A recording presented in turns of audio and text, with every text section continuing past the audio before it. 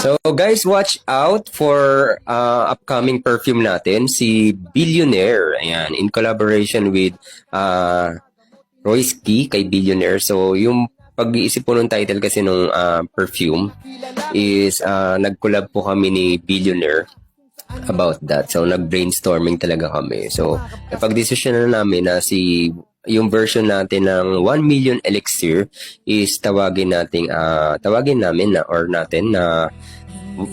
billion. So ay billionaire pala.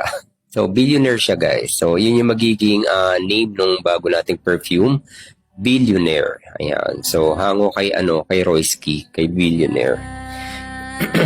Tapos guys, si Billionaire kasi is version ng 1 million elixir. So, mas ni-level up natin. So, hindi lang siya 1 million guys. Billionaire na kayo dito sa bago nating perfume. So, abang-abangan nyo yan guys. Mabango yan, promise. Very manly and very yayamanin talaga yung amoy niyan, promise. So, watch out for that.